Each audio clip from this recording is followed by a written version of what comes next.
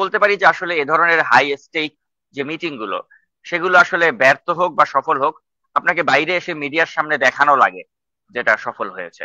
তো তারেক রহমান এবং ডক্টর ইউনূসের ক্ষেত্রেও কিন্তু তাই, যে বাইরে এসে দেখানো লাগছে দুজনকেই যে আমাদের আয়োজনে, আমাদের উদ্যোগে যে একটা বৈঠক হলো এটা সফলই হয়েছে। কারণ তাদের মতো একজন স্ট্রেচারের ব্যক্তিত্ব, সেটা তারেক রহমানই বলেন বা ডক্টর ইউনূসই বলেন, তারা কিন্তু দেখাতে চাবে না যে আমরা দুজন মানুষ আলাপ আলোচনা করে সেটা ব্যর্থ হয়েছে। দ্বারা আবদ্ধ যে কথাটা, এটাকে তিনি কেন একসেপ্ট করলেন? না না, কিন্তু এটা আমি আমি বলি আপনাকে, তারেক রহমান সাহেব 1 ঘন্টা 20 মিনিট বা 15 মিনিট একান্তে কথা বলেছে। এই একান্তে কি বলেছে এটা তো আমরা জানি না সাকিব। হ্যাঁ, কিন্তু আপনার যৌথ বিবৃতিটাকেই কিন্তু আপনাকে দেখতে হবে। তারা একান্তে যাই বলুক, হুম, বিবৃতির মাঝে কিন্তু ওটাই আছে যে সব প্রস্তুতি সম্পন্ন করা গেলে। অতএব হুম, এটা কিন্তু আমাদের মানে বুঝতে হবে যে এখানে কিন্তু কথার মধ্যে একটা ফাঁক আছে। এখানে হুম। কিন্তু কখনোই বলা হয়। তারেক রহমান এবং ডক্টর ইউনূসের মধ্যকার যে বৈঠক হয়েছে, এই বৈঠকের মূল যে তথ্য সেগুলো নাকি পাবলিকের সামনে প্রচার করা হয়নি। যদিও ডক্টর ইউনূস এবং তারেক রহমান জনগণ বা মিডিয়ার সামনে দেখিয়েছেন বৈঠকটি ফলস্বরূপ হয়েছে, কিন্তু বৈঠকের ভিতরে যে 1 ঘন্টা 5 মিনিট কথা হয়েছে, সেখানে এমনও কিছু গোপন তথ্য রয়েছে যেগুলো আসলে যদি জনগণ জানে তাহলে উত্তেজনা আরো বেড়ে যাবে। দর্শক, এরকম আলোচনা করেছেন নাগরিক টিভি। পাশাপাশি এই বৈঠকে গোপনে কি আলোচনা হয়েছে সেই বিষয়ে তারা বিশ্লেষণ করেছেন। আলোচনা আসলে বুঝতে পারবেন শুধুমাত্র নির্বাচন নয়, আরো কয়েকটি গোপন চুক্তিও হয়েছে তারেক রহমানের সাথে ডক্টর ইউনূসের। চলুন আমরা নাগরিক টিভি আলোচনা শুনবো। তারেক রহমান সাহেবের সাথে একটি বৈঠক অনুষ্ঠিত হয়েছে। এটাকে অনেকে বলছেন বহুল কাঙ্ক্ষিত বৈঠক। এই বৈঠক সম্পর্কে বিএনপির মিডিয়া সেল এর পক্ষ থেকে জানানো হয়েছে, ডক্টর ইউনূস ও তারেক রহমানের মাঝে বৈঠকের পর বলা হয়েছে আজ বাংলাদেশের বিজয়। তো আপনিও কি তাই মনে করেন কিনা, আপনার প্রতিক্রিয়াটা জানতে চাই। ধন্যবাদ টিটো ভাই। আসলে শুধু বিএনপি নয়, আপনি যদি খেয়াল করেন যে এই বৈঠকটির পরে যে একটা যৌথ বিবৃতি পাঠ করা হলো, সেই যৌথ বিবৃতিতেও কিন্তু বলা হলো যে দুই পক্ষই এই বৈঠকের আউটকাম থেকে তারা সন্তুষ্ট। এবং আমাদেরকেও কিন্তু ধারণা দেওয়া হচ্ছে, বিএনপির পক্ষ থেকেই বলেন বা ডক্টর ইউনূসের লোকজন তাদের পক্ষ থেকেই বলেন, দুই পক্ষই একটা ধারণা দিচ্ছে যে তারা দুই পক্ষই এই আলাপ আলোচনাতে তারা সন্তুষ্ট। তো আমরা কিন্তু মানে বাহ্যিকভাবে তাহলে কিন্তু এটাকে একটা সফল এবং আন্তরিকতায় পরিপূর্ণ সফর হিসেবেই কিন্তু আমরা দেখতে চাই। এবং আমরা বলতে পারি যে এটি যেহেতু দুই পক্ষই বলছে যে তারা সন্তুষ্ট, তো এখন আমাদেরকে তো তাহলে তাদের কথাটাকে বিবেচনায় নিয়ে এটাকে আসলে সফল না বলে কোনো উপায় নেই।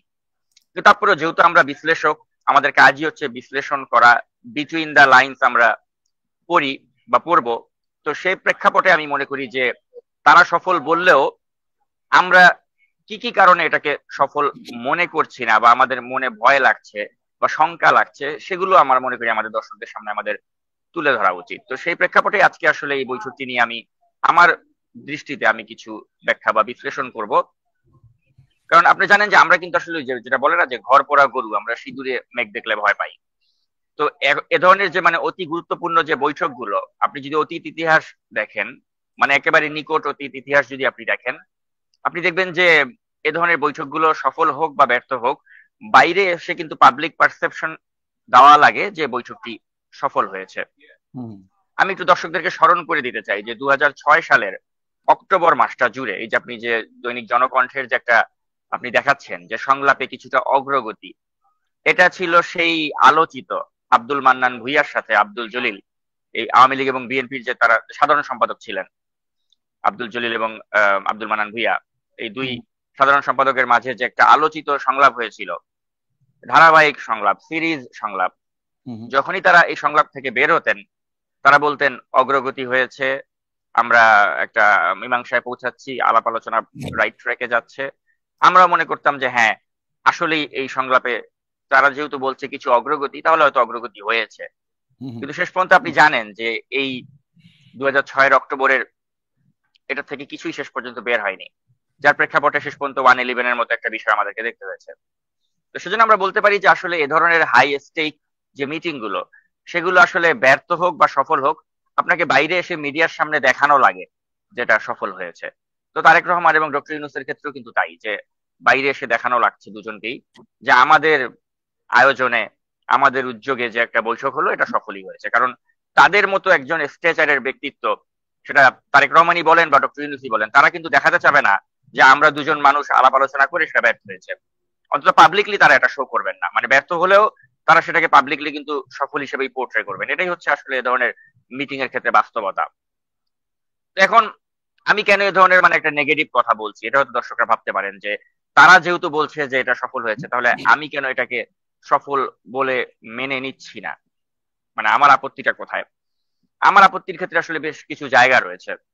প্রথম জায়গাটাই হচ্ছে, আপনি জানেন যে বিএনপি তারা কিন্তু বলে আসছিল যে তারা নিরাপত্তা উপদেষ্টা হিসেবে এই খলিলুর রহমানকে তারা দেখতে চায় না।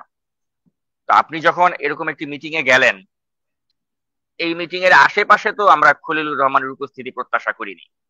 মানে আপনি যদি তারেক রহমান বা বিএনপির ওই মতামতটাকে শ্রদ্ধা করতেন, আমি ডক্টর ইউনূসকে বলতে চাই যে আপনি যদি তারেক রহমান বা বিএনপির ওই অবস্থানটাকে শ্রদ্ধা করতেন, যে তাদের যেহেতু আপত্তি রয়েছে খলিলুর রহমানকে কেন্দ্র করে, আপনি তাহলে এই বৈঠকের আশেপাশে কেন খলিলুর রহমানকে রাখলেন?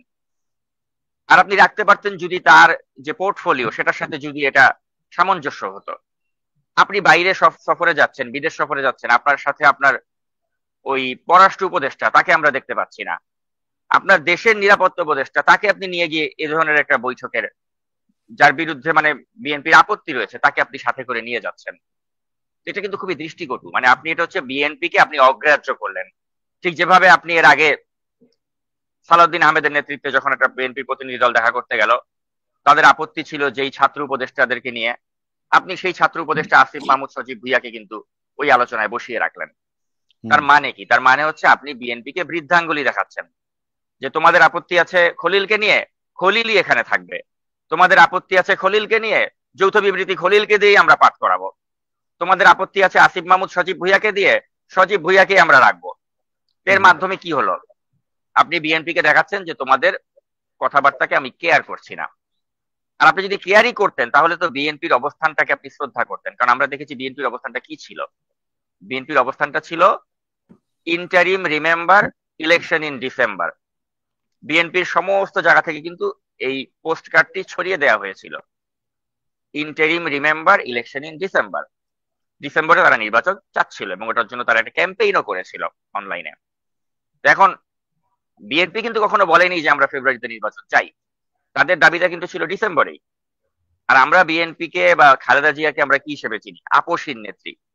তারা অন্যায়ের সাথে আপোষ করবেন না। কারণ এই সরকারটা যে কত বড় একটা ব্যর্থ সরকার, অপদার্থ সরকার ডক্টর ইউনূসের, এটা গত 10 মাসে আমাদের বোঝা হয়ে গিয়েছে। তো যেহেতু আমরা 10 মাসে বুঝে গিয়েছি যে এরা ব্যর্থ অপদার্থ, তো এখন তো এদেরকে আমার আরো একটা 10 মাসের সময় দেওয়ার দরকার নেই। এরা দ্রুত নির্বাচন দিয়ে চলে যাবে এবং সেক্ষেত্রে ডিসেম্বর আমি মনে করি এটা পর্যাপ্ত সময়। কিন্তু তারা কি করছে? তারা সময় ক্ষেপণ করতে চাচ্ছে। তারা একবার বলছে আগামী বছরের আমরা ওই জুনের মধ্যে, এখন তারা আবার বললো ওই প্রধান উপদেষ্টা তার ভাষণে এপ্রিলে, এখন আবার তারা বলতে চাচ্ছে যে আচ্ছা এটার মাঝামাঝি একটা আমরা ফেব্রুয়ারিতে করব। তো এখন ফেব্রুয়ারিতে যে নির্বাচন, এখানে যে তিনি একটা বলা হচ্ছে যে সবুজ সংকেত দিয়েছেন, যেটা নিয়ে অনেকে লাফালাফি করছে, আমি তাদেরকে বলতে চাই বিনয়ের সাথে যে আপনারা এই ডক্টর ইউনূসের কথার মাঝে যে একটা ফাঁক রয়েছে, সেই ফাঁকটাকে আপনারা একটু অনুধাবন করার চেষ্টা করেন। ফাঁকটা কোথায়? তিনি বলেছেন যে সব প্রস্তুতি সম্পন্ন করা গেলে আগামী বছরের রমজান মাসের আগে অর্থাৎ ফেব্রুয়ারির প্রথমার্ধে নির্বাচন অনুষ্ঠিত হবে। অর্থাৎ এখানে কিন্তু একটা যদি এবং কিন্তুর মাঝে ফেব্রুয়ারিতে নির্বাচনটি আটকিয়ে আছে। তো এখন এই ফেব্রুয়ারির মাঝে কিন্তু আপনি অনেক খেলা ডক্টর ইউনূস খেলতে পারেন। এর মাঝে তিনি হয়তো বলতে পারেন দেশের একটা অস্থিতিশীল অবস্থা তৈরি করে যে এখন নির্বাচনের পরিবেশ নেই। তিনি হয়তো বলতে পারেন যে এখন করোনা উপদ্রব বেড়ে গেছে, করোনার কারণে, যেটা অলরেডি আমরা শুনতে পাচ্ছি যে করোনার প্রাদুর্ভাব দেখা দিচ্ছে, বলবেন যে করোনা এসে গেছে, এখন এই মুহূর্তে নির্বাচন দেওয়া সম্ভব না। এভাবে নানা খেলা কিন্তু তিনি খেলতে পারেন। আপনি যত এটাকে বিলম্বের দিকে নিয়ে যাবেন, আপনার হাতে স্কোপ থাকবে যে কোনো একটা অজুহাত দিয়ে নির্বাচনটাকে আরো পিছিয়ে দেওয়ার।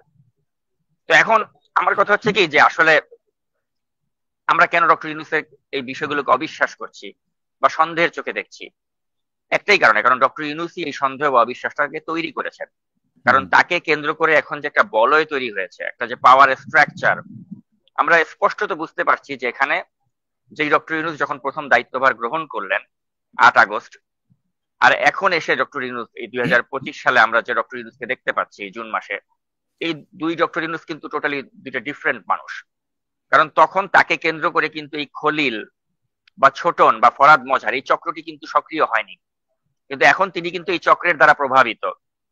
এই চক্রের প্যারিসে বসে থাকা যে ইউটিউবার তার দ্বারা তিনি প্রভাবিত। তারা অনেক সময় যা যা বলছে তিনি তাই তাই বাস্তবায়ন করছেন। আর তার মনের মধ্যে হয়তো একটা আশঙ্কা রয়েছে যে আমি যদি তাদের কথা মতো না চলি তাহলে হয়তো তারা যেভাবে জেনারেল ওয়াকারুজ্জামানকে তথাকথিত জয় বাংলা করে দিচ্ছে, তারা যেভাবে আসিফ নজরুলকে কথায় কথায় চরিত্র হনন করছে, তাদের মতের বাইরে গেলেই তারা যেভাবে তাদের যাদেরকে শত্রু বানাচ্ছে তাদের বিরুদ্ধে কন্টেন্ট বানাচ্ছে। এখন দেখা গেল তারা কামানের গুলিটা উল্টিয়ে দিল, তারা এখন ডক্টর ইউনূসের দিকে কামানের বন্দুকের নল তাক করে দিয়ে একের পর এক ভিডিও এখন ডক্টর ইউনূসের বিরুদ্ধে বানানো শুরু করলো, যেটা তারা ওই কয়েকদিন আগে থেকে আমরা দেখছিলাম যে প্রতিদিন একটা করে ভিডিও বিএনপির বিরুদ্ধে বানানো হচ্ছিল। কারণ বিএনপি যেহেতু তাদের সাথে কোনো কম্প্রোমাইজে যায়নি, কম্প্রোমাইজে গিয়েছেন ডক্টর ইউনূস, যে কারণে ডক্টর ইউনূসের বিরুদ্ধে তারা ভিডিও বানায় না, যে কারণে ডক্টর ইউনূসকে তারা 5 বছর ক্ষমতায় রেখে তাদের স্বার্থ সিদ্ধি করতে চায়, যে কারণে তাদের প্রিয় খলিল ভাইকে ডক্টর ইউনূস নিরাপত্তা উপদেষ্টা করার পর থেকে তারা ডক্টর ইউনূসের ব্যাপারে একদম পজিটিভ, কারণ খলিল ভাইকে বসিয়ে রেখে তারা তাদের স্বার্থ সিদ্ধি করতে পারছে। এখন এই যে তারা নিজেদের স্বার্থ সিদ্ধি করছে, এই যে একটা স্বার্থন্বেষী চক্র যেটাকে আমরা বলছি যে লেংটু সোলাইমান, এই লেংটু সোলাইমানের যে চক্র, যারা বলেছিল এই কয়েকদিন আগেই বলেছিল যে ক্যান্টনমেন্টে কি হচ্ছে এটা নিয়ে আতঙ্কিত হয়েন না, সেনাবাহিনী আমাদের সাথে অ্যালাইন্ড হচ্ছে, তারপরে দেখা গেল সেনাবাহিনী তাদের সাথে আসলে অ্যালাইন্ড হয় নাই। তারা কথায় কথায় বলে দেয় আজকে ওয়াকারে জয় বাংলা করে দিব, আপনারা ওই মসজিদে মসজিদে যান শুক্রবার দিন, ইনকেলাব জিন্দাবাদ বলে আজকেই ওয়াকারে সরাই দিব। কিছু 19 থেকে 20 সালে মানুষকে বলে দিবে উমুকে ভারতের দালাল। আজকে আপনি দেখেন তার ভিডিওর টাইটেলটা কি হয়েছে, যে ডক্টর ইউনূস এবং তারেক রহমানের বৈঠকের কারণে ভারত হেরে গেছে। আরে বাপ, এখানে ভারত কোত্থেকে আসলো? প্রত্যেকটা কথার মধ্যে ভারত। কারণটা কি? কারণ সে জানে যে আপনি যখনই ভারতকে 10টা গালি মারবেন, আপনি যখনই ভারতকে নিয়ে মানুষকে চুলকানি মারবেন, আমাদের দেশের অনেক মানুষ ওই চুলকানিটাকে খুব পছন্দ করে। এটা পপুলিস্ট সেন্টিমেন্ট, আপনি এই পপুলিস্ট সেন্টিমেন্টে চুলকানি মারবেন, কারণ ওইটাই আপনার ভিডিওকে ভিউ করার জন্য বা দেশের অস্থিতিশীলতা তৈরি করার জন্য আপনার মলম, ওই টনিক আপনি খাওয়াচ্ছেন মানুষকে। এখন আমার কথা হচ্ছে যে এই যে লেংটু সোলেমান এবং এই লেংটু সোলেমানের যারা সাগরেদ বা এই যে যাদেরকে আমি বলছি ত্রিরত্ন, এই ত্রিরত্ন মিলে এই কয়েকদিন আগে ওই ত্রিরত্ন মিলে কি করতো, কথায় কথায় আজকে রাতে কু হয়ে যাচ্ছে, যাকে আপনি বলেছেন কু সারোয়ার, এই কু সারোয়ারের নেতৃত্বে এই 3 জন মিলে যৌথ বিবৃতি দিত। আপনি দেখেছেন যে প্রত্যেকটা পোস্টারের মধ্যে 3 জনের নাম একসাথে থাকতো এবং তারা একসাথে 3 জন মিলে টকশো করতো। কিন্তু আমি এবার ভাবছিলাম যে এই মিটিং এর পরে ওরা 3 জন এসে বলবে ঈদ মোবারক, ঈদ মোবারক, ঈদ মোবারকটা হইলো না এবার। তার মানে কি তারা এখন আবার অর্গানাইজড হচ্ছে যে নতুন করে কি বয়ান দেওয়া যায়, কারণ দেখছে পুরানো বয়ান তো এখন পাবলিক খাচ্ছে না, পুরোনো বয়ান তো আবার মিলতেছে না। পুরোনো বয়ানগুলো যে ছিল ওয়াকারে জয় বাংলা করে দিব, ওয়াকার জয় বাংলা হয় নাই। পুরোনো বয়ান ছিল সেনাবাহিনী আমাদের সাথে অ্যালাইন্ড হবে, সেনাবাহিনী অ্যালাইন্ড হয় নাই। তারপরে ডক্টর ইউনূসের এই তারেক রহমানের সাথে বৈঠকের আগে দিয়ে বলা হলো যে ডক্টর ইউনূস আপনি এই বিএনপির সাথে বৈঠক করার আগে বা বিএনপি কে নিয়ে আপনি তারেক রহমানকে নিয়ে আপনি কিছু করার আগে আপনি চিন্তা করে দেখেন যে জুলাই সনদ করা, তারপরে এই যে এদের বিচার টিচার করা, এগুলো শেষ না করে কোনো নির্বাচনের তারিখ ঘোষণা করবেন না। এই কথা কিন্তু লেংটু সুলেমান বলেছিল। আবার যখন আপনি দেখেন এই মুহূর্তে মিটিংটা হয়ে গেল, তখন আবার সে বলতেছে যে না ভারত হাইরা গেছে।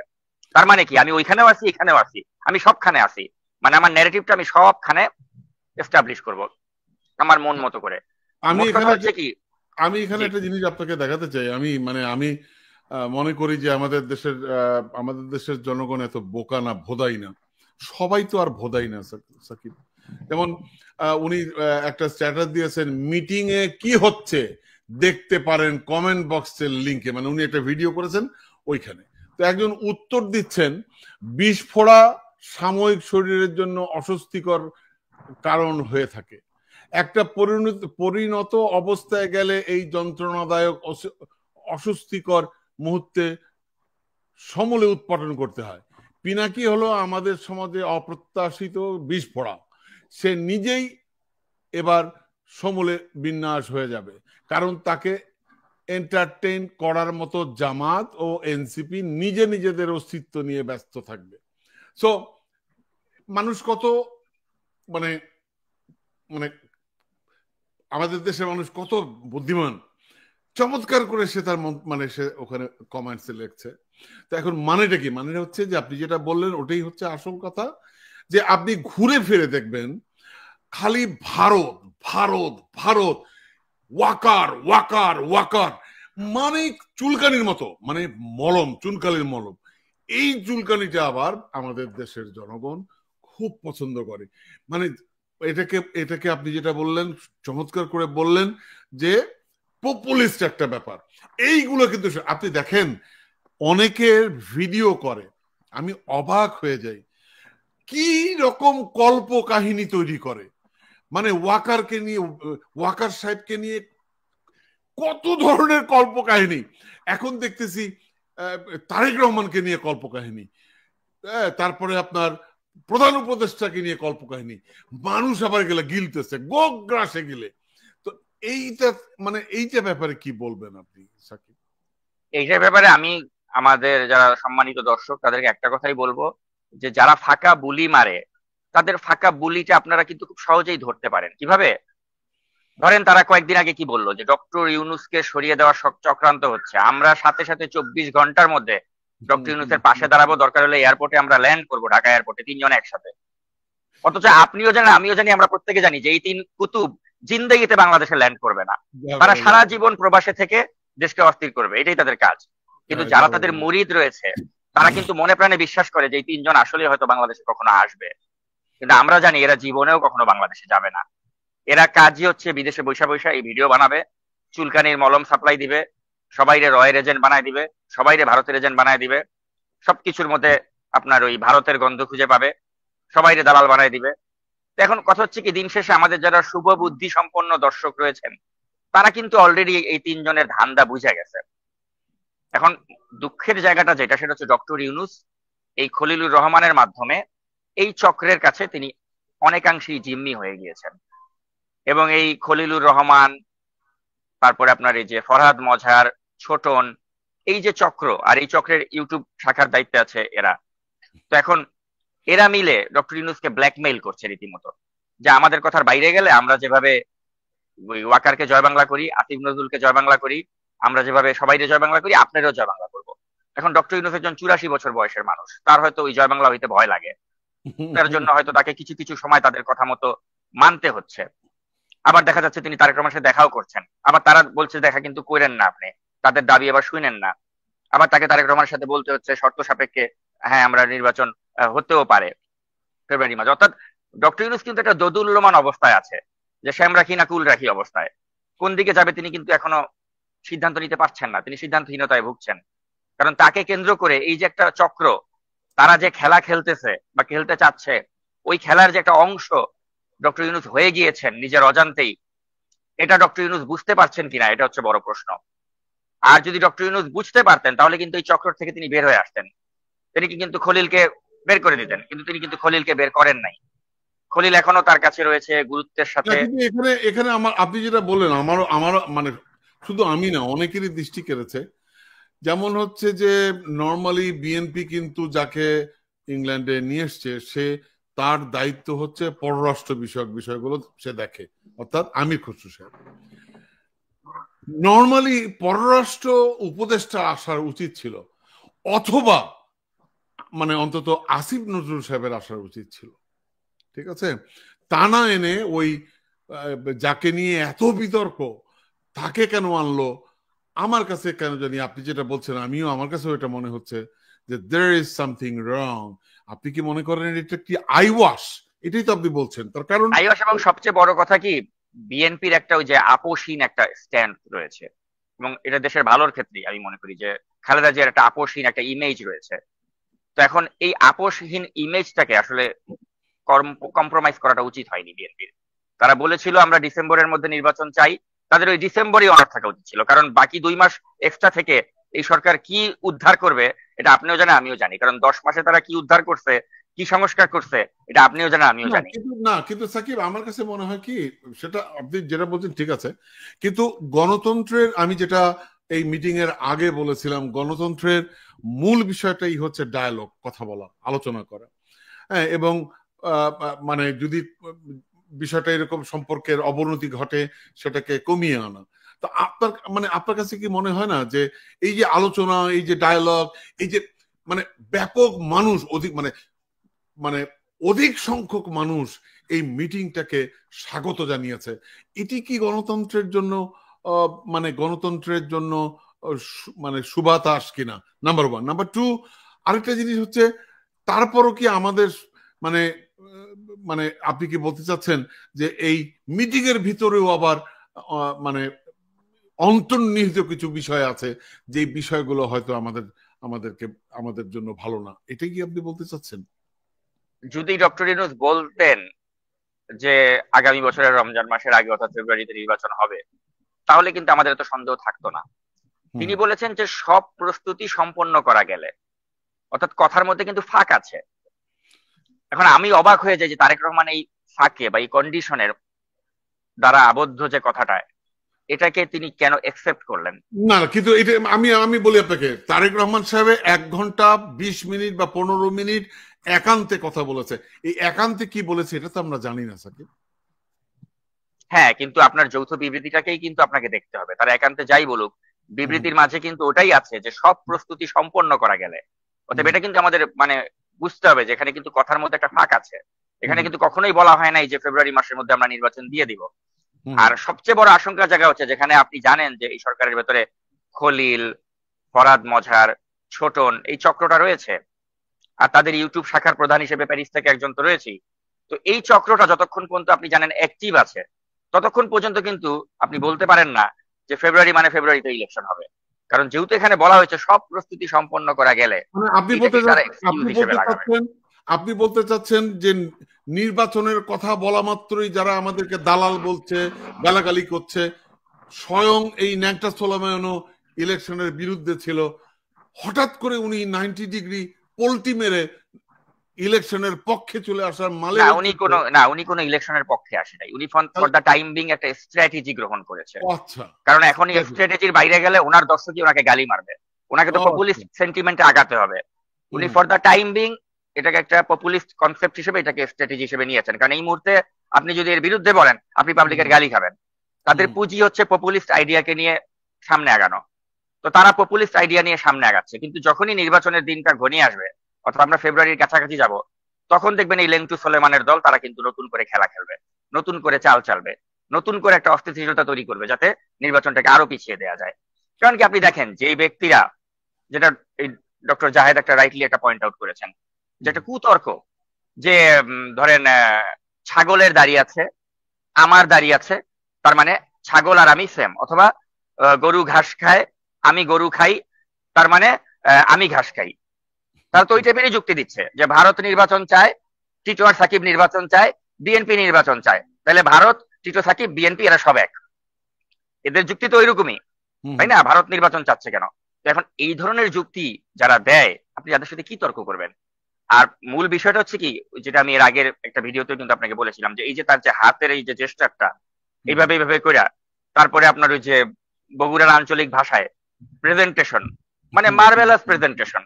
আমি আপনি তার কাছে কিছুই না, সত্যি কথা। তার যে এইভাবে হাতের স্টাইলে গালাগালি করে বগুড়ার আঞ্চলিক ভাষায় তিনি যেভাবে প্রেজেন্টেশন দেন, শুনতে খুব মজা লাগে, খুব বিনোদনমূলক লাগে, বিশ্বাসযোগ্য মনে হয়। এবং ওই বিশ্বাসটার পুঁজি করে তিনি এদেশের জনগণকে টুপি পরাচ্ছেন, এবং তিনি এই টুপি পরাতে পরাতে অনেকাংশে সফলও হয়েছেন। কিন্তু মূল বিষয়টা হচ্ছে কি, ফ্রান্সে বসে থেকে এই যে জনগণকে এভাবে টুপি পরাচ্ছেন, জনগণের ভাগ্য নিয়ে ছিনিমিনি খেলছেন, দেশটাকে অস্থির করতে চাচ্ছেন, অস্থিতিশীল করতে চাচ্ছেন, নির্বাচনটাকে পিছিয়ে দিয়ে নিজের স্বার্থ সিদ্ধি করতে চাচ্ছেন, নিজের একটা আলাদা এজেন্ডা বাস্তবায়ন করতে চাচ্ছেন, দেশটাকে একটা জাহান্নামের চৌরাস্তায় নিয়ে যেতে চাচ্ছেন। যেখানে আমরা হাসিনার আমল থেকে বলে আসছি যে এই দেশে আমরা চাই, জনগণ এতদিন ভোট দিতে পারি নাই, আমরা একটা ভোটের দাবি চাই, আমরা একটা ভোট দিয়ে এটা আমাদের সরকার গঠন করতে চাই। সেই পথে আপনি প্রধান প্রতিবন্ধকতা সৃষ্টি করতে চাচ্ছেন আপনার খলিল ভাইকে দিয়ে। এটা খুবই দুঃখজনক একটা বিষয় যে আপনি যে ভোটের জন্য আমরা এতদিন ধরে সংগ্রাম করলাম, আমরা ভোট দিতে পারি নাই এতগুলো টার্মে, এখন একটা ভোট দেওয়ার যখন একটা রাস্তা তৈরি হচ্ছে, তখন আপনারা আওয়াজ তুলছেন যে ডক্টর ইউনূসের সরকার 5 বছর দরকার, ভাড়া করার লোক দিয়ে ওই ঈদের জামায়াতে বলাচ্ছেন যে স্যার আমাদের ছেড়ে চলে যান না, দালালদের কথা শুনেন না। মানে আমি আপনি এখন দালাল হয়ে গেছি নির্বাচনের পক্ষে কথা বলার জন্য। সেনা প্রধান হয়ে গেছে রয়ের এজেন্ট নির্বাচনের পক্ষে কথা বলার জন্য। যেই সেনা প্রধান ক্ষমতা গ্রহণ করার সুযোগ থাকা সত্ত্বেও ক্ষমতা গ্রহণ করে নাই, উল্টো বলছে যে নির্বাচন হোক, আমার সেনাবাহিনীকে ব্যারাকে ফিরিয়ে নিব, ওই সেনা প্রধানরা আপনি বানায় দিচ্ছেন রয়ের এজেন্ট, ভারতের দালাল। দেখেন, আমার কথা হচ্ছে কি ভাই, দেশের যারা শুভ বুদ্ধি সম্পন্ন জনগণ, তারা এইসব খেলা বোঝে। তো যাক, আমি এখন এই কথাটুকু আমি এইভাবেই র‍্যাপ আপ করব। আজকে আমি আমি ইলিয়াসের একটা স্ট্যাটাস দেখলাম, সেখানে সে বলছেন যে আপনারা তো গালি দিবেন, নির্বাচনের কথা বললে আপনারা গালি দিবেন, আমি জানি, গালি দেন, অসুবিধা নেই, আমি গালি খেতে রাজি আছি। হ্যাঁ, এই অযোগ্য তত্ত্বাবধায়ক সরকার, মানে অন্তর্বর্তীকালীন প্রফেসর ইউনূসের সরকার, এটা অযোগ্য, অপদার্থ, এরা কোনো কাজ করেনি, কোনো কিছু করতে পারেনি, এই 10 মাসে কোনো কিছু দেখাতে পারেনি, সুতরাং মানে এদের পক্ষে থেকে কোনো লাভ নাই, এই জন্য আমি হচ্ছে বিএনপির পক্ষে। তো এই কথাটি কিন্তু আমি বলছিলাম আজ থেকে 3 মাস আগে, হ্যাঁ 2 মাস আগে, 2-3 মাস আগে, এবং বলা মাত্রই মানুষ আমাকে দালাল টালাল বলে গালাগালি করা শুরু করলো। হ্যাঁ, তো তাদের যে বট বাহিনী আপনাকে দালাল বলেছে। Right right. তো যাই হোক, তো এটা আমি জানি না এটা একটা পল্টিবাজি কিনা, এটা সময় হয়তো বলে দেবে। কিন্তু আমি আপনাকে বলতে চাই যে এই যে টোটাল যে মিটিং এর একটি প্রতিক্রিয়া জানিয়েছে জামাতে ইসলাম। তারা বলেছে লন্ডনে অন্তর্বর্তীকালীন সরকারের প্রধান উপদেষ্টা ডক্টর মোহাম্মদ ইউনূসের সঙ্গে বিএনপির ভারপ্রাপ্ত চেয়ারম্যান তারেক রহমানের বৈঠকে স্বাভাবিক মনে করলেও যৌথ বিবৃতি, আপনি যে শব্দটা ব্যবহার করলেন, এই ব্রিফিং এর একটি দলের প্রতি বিশেষ অনুরাগ প্রকাশ পেয়েছে এবং তা প্রধান উপদেষ্টা নিরপেক্ষতা ক্ষুণ্ণ করেছে, এটা সে বলেছে। এবং এটার জবাব দিয়েছে আবার সালাউদ্দিন সাহেব বলেছে যে এই জামাতি ইসলামী তো চেয়েছে ফেব্রুয়ারি রোজার আগে, সুতরাং এটা প্রধান উপদেষ্টা এবং তারেক রহমানের বৈঠকের পর যে তারিখটি বেরিয়ে এসছে তার সাথে জামাতি ইসলামের আমিরের বক্তব্যটি সামঞ্জস্যপূর্ণ। আপনি এটা কি বলবেন? এবং মানে নর্মালি আপনি জানেন একটি পোস্টার এখানে হয়েছে যেখানে বলেছে যে এটা কিন্তু হিউমারাস পোস্ট, এটা কিন্তু সঠিক কোট নয়, এটা তারা মানে হাস্যরস দিয়ে বানিয়েছে। হাস্যরস করছে, কিন্তু নর্মালি কিন্তু আমির এরকমই বলেছে, মানে বেশ 3-4টা মাসের কথা বলেছে এবং ওই ফেব্রুয়ারির কথা উনি বলেছেন। তো ওই কথাটাই কিন্তু সালাউদ্দিন সাহেব বলেছে। এটা কি আপনি কিভাবে ব্যাখ্যা করবেন? হ্যাঁ, সেটাই। এখন মূল বিষয়টা হচ্ছে কি যে ডক্টর ইউনূস তো মানে যেটা আমি একটু আগে বললাম যে তার শ্যাম রাখি না কুল রাখি অবস্থা। একদিকে এনসিপি আর জামায়াত, এবং এই এনসিপি আর জামায়াতকে পেছন থেকে নেপথ্যে থেকে কলকাঠি নাচছে আপনার ওই যে লেংটু সোলেমান বা প্যারিস থেকে সে, বা এই যে খলিল বা এই ফরহাদ মজার, এই গ্রুপটা, এই গ্রুপের দ্বারা তো তিনি নানাভাবে প্রভাবিত। তো তিনি তারেক রহমানকে কমিটমেন্ট করেন বা যাই করেন, দিন শেষে কিন্তু তাকে এখানে এসে আবার তার এই এনসিপি বা জামায়াত ইসলামী বা তার এই যে খলিলুর রহমান বা এই গ্রুপটা, এদের কথার সম্মুখীন তাকে হতে হচ্ছে। অর্থাৎ তিনি কিন্তু অত্যন্ত দ্বিধা বিভক্ত হয়ে যাচ্ছেন বারে বার, যে তিনি জনগণের পক্ষে দাঁড়াবেন, গণতন্ত্রের পক্ষে দাঁড়াবেন, নাকি তিনি এই যে যাদের দ্বারা প্রভাবিত এনসিপি, জামায়াত ইসলামী বা খলিল, ছোটন, এই গ্রুপের দ্বারা যে কথাবার্তাগুলো আসছে ওইটাতে তিনি লিসেন করবেন। অর্থাৎ ডক্টর ইউনূস কিন্তু একটা মানে আমি যেটাকে বলতে চাই যে একটা ফাটাবাসের চিপায় তিনি পড়ে গেছেন, যে তিনি এখন কি করবেন আসলে তিনি বুঝে উঠতে পারছেন না। এখন আমি খালি এতটুকুই বলবো টিটো ভাই, যে ডক্টর ইউনূস কিন্তু দিন শেষে একজন ব্যবসায়ী এবং তার এই গ্রামীণের অনেক স্টেক তার রয়েছে। গ্রামীণ দিন শেষে তার গ্রামীণটাকে তিনি চাইবেন যেন কোনো সমস্যায় না পড়ে। তো এখন এই এনসিপির কথা শুনতে গিয়ে, খলিলের কথা শুনতে গিয়ে তিনি যদি তার গ্রামীণটাকে বিপদে ফেলে দেন, তার ব্যবসাকে বিপদে ফেলে দেন, ক্ষতিগ্রস্ত তিনিই হবেন।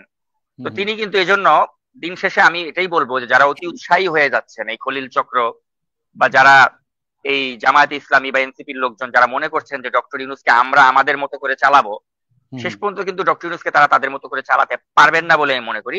কারণ ওই যে ডক্টর ইউনূস দিন শেষে তো ব্যবসায়ী, তিনি কখনোই চাইবেন না যে বিএনপির মতো একটি বড় রাজনৈতিক দল এবং তাদের সমর্থকরা বলুক বয়কট গ্রামীণ, বয়কট গ্রামীণ ফোন বা বয়কট গ্রামীণের প্রোডাক্ট, বা তারা যদি গ্রামীণের বিরুদ্ধে তাদের অবস্থান নেয়, ডক্টর ইউনূসের কিন্তু এই দেশে ব্যবসা করতে সমস্যা হয়ে যাবে।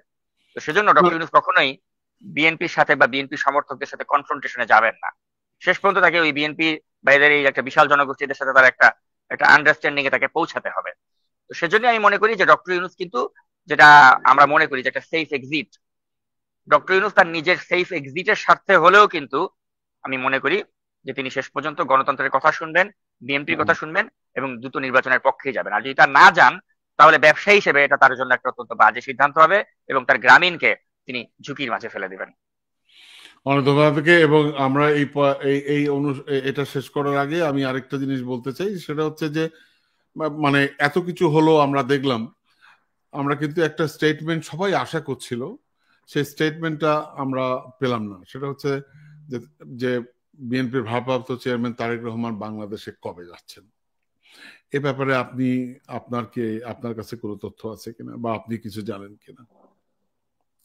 আমি মনে করি যে এই যে তারা যে একটা যৌথ বিবৃতি দিল, এই যৌথ বিবৃতিতে কিন্তু এই বিষয়টা অবশ্যই আসা উচিত ছিল। ছিল। আপনি বললেন যে তারেক রহমানের সাথে তার একান্তে ঘন্টাখানেক কথা হয়েছে, তো ওই একান্তে কি এই বিষয়টা আসেনি? তারেক রহমান কি তাকে জিজ্ঞেস করেননি যে আমার বাংলাদেশে যাওয়ার ক্ষেত্রে আপনারা আসলে কোনো প্রতিবন্ধকতা থাকলে সেগুলো উঠিয়ে নেবেন কিনা, বা আমি কবে নাগাদ বাংলাদেশে যেতে পারবো, এই বিষয়ে আপনারা আমাকে ক্লিয়ার কিছু জানান কিনা? এগুলোর কোনো কিছুই কিন্তু আমরা আসলে এই যৌথ বিবৃতিতে দেখলাম না। তো এটা কিন্তু অত্যন্ত হতাশাজনক একটা ব্যাপার বলে আমার কাছে মনে হয়েছে। কারণ এটা তো অত্যন্ত দুঃখের একটি বিষয় বা লজ্জার একটি বিষয় যে দেশ স্বাধীন হয়ে গেল, এতদিন হয়ে গেল, কিন্তু এখনো তারেক রহমান তিনি বাংলাদেশে যাওয়ার মতো অবস্থা কিন্তু তৈরি হয়নি, বা এই সরকার তার জন্য ওই অবস্থা তৈরি করতে পারেনি। কারণ তার নিরাপত্তার বিষয়টা তো আসলেই একটা মানে অত্যন্ত গুরুত্বপূর্ণ বিষয়। তো এই ক্ষেত্রে এই সরকারের পক্ষ থেকে আসলে তাকে ওই অ্যাসুরেন্স নিশ্চয়ই দেওয়া হচ্ছে না যে আপনি দেশে আসুন, পরিস্থিতি সব ঠিক আছে, আমরা নিরাপত্তা দেবো। আবার নতুন করে তো আবার মামলা দেখা যাচ্ছে যে জি। শেষ হয়নি, এবং নতুন করে সেই মামলাগুলো আবার সামনের দিকে আসছে। সো এটাও তো কি কারণ?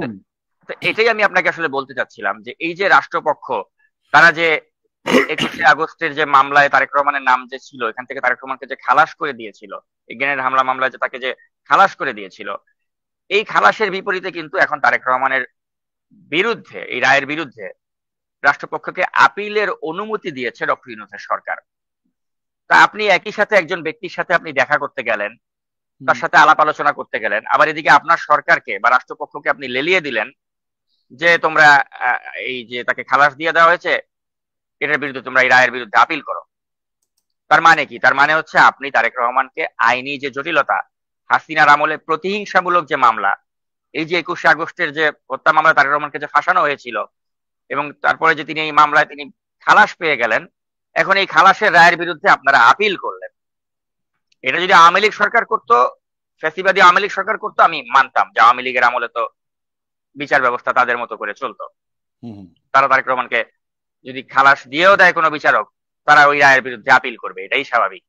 কিন্তু এখন তো আমরা শুনছি যে একটা বৈষম্যবিহীন সরকার, তারা একটা গণতন্ত্রের পক্ষের সরকার, তাদের এই সরকার কি করে রাষ্ট্রপক্ষকে অনুমতি দেয় তারেক রহমানের খালাসের আপিলের বিরুদ্ধে, রায়ের বিরুদ্ধে আপিল করার?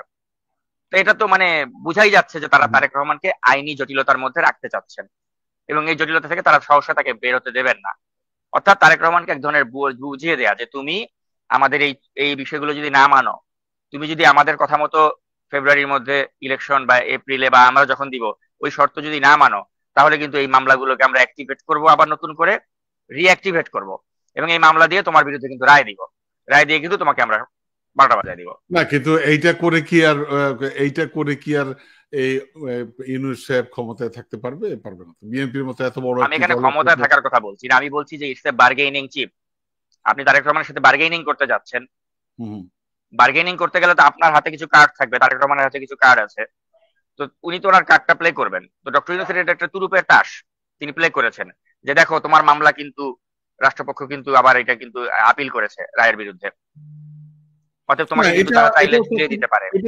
এটা সাকিব আই ওয়াশও হতে পারে, এটা একটা আই ওয়াশও হতে পারে। কারণ আই ওয়াশ এই জন্য বলছি যে তারেক রহমানের অধিকাংশ মামলার তো খালাস পেয়ে গেছে, এখন এটা যেন প্রশ্ন না ওঠে, এই জন্য হয়তো এটি একটি আই ওয়াশ, অর্থাৎ একটি মানে একটা প্রক্রিয়ার মধ্যে এই আবেদনটা করা হয়েছে, এবং এটাও হয়তো নিষ্পত্তি। অবশ্যই আপনি যদি এটাকে ইতিবাচক ভাবে দেখেন তাহলে এটাকে আইওয়াসি বলে আমরা উড়িয়ে দিতে পারি, কিন্তু আমি আসলে কেন ইতিবাচক ভাবে দেখছি না, কারণ এই সরকার কিন্তু দায়িত্বভার গ্রহণের পর থেকে অনেক বিষয় কিন্তু তারা অনেক কুটচালের আশ্রয় নিয়েছে, অনেক বিষয় কিন্তু তারা অনেক ধরনেরই আপনার লোক দেখানো কার্যক্রম করেছে, যে কারণে আসলে আমি কিন্তু আসলে বর্তমানে এই সরকারের এই যে কার্যকলাপগুলো, এটাকে আমি আসলে বিশ্বাস করি না, কারণ অনেক ক্ষেত্রেই তারা বিশ্বাস ভঙ্গের মতো কাজ করেছে।